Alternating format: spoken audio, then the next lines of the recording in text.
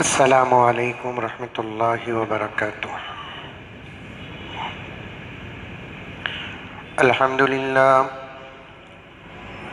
الحمد للہ رب العالمین، والصلاة والسلام علی سید الانبیاء والمرسلین، محمد وعلی آلہ واصحابہ اجمعین۔ اما بعد فاعوذ باللہ من الشیطان الرجیم، بسم اللہ الرحمن الرحیم۔ یا ایہا الذین آمنوا ادخلوا فی السلم کافۃ ولا تتبعوا خطوات الشیطان انہ لکم عدو مبین۔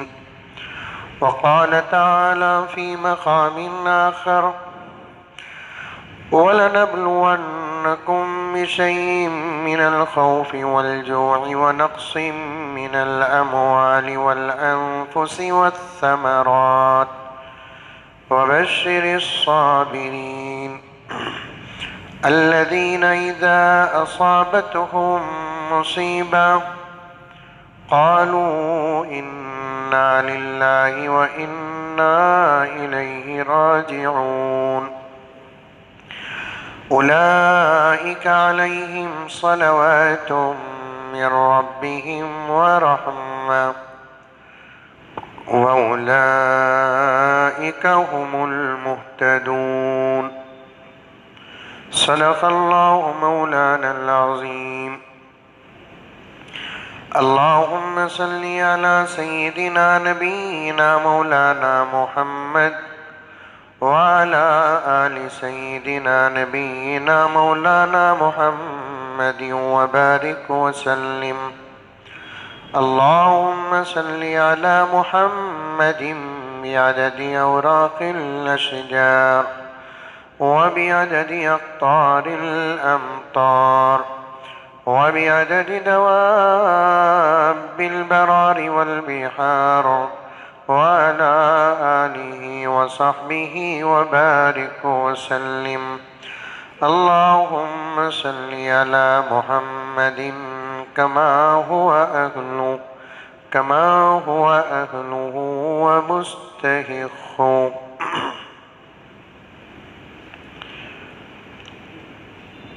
معزز سامعین کرام،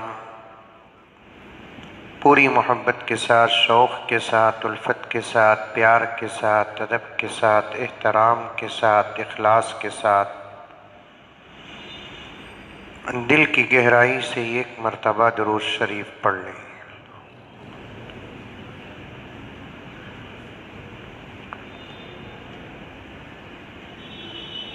گزشتہ جمعہ سے پہلی والی جمعہ میں نے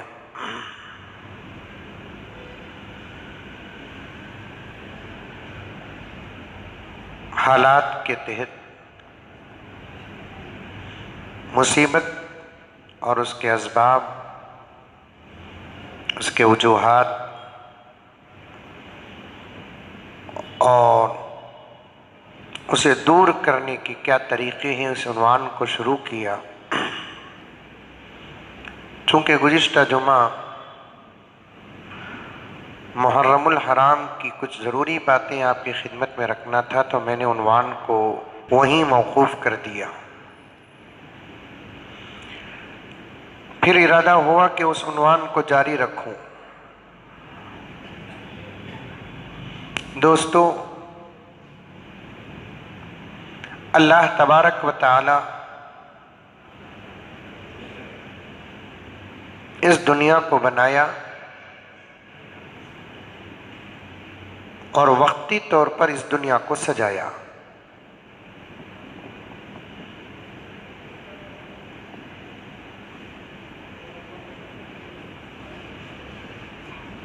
اور اس دنیا کے اندر اللہ تبارک و تعالیٰ نے خیر بھی رکھا ہے اور شر بھی رکھا ہے۔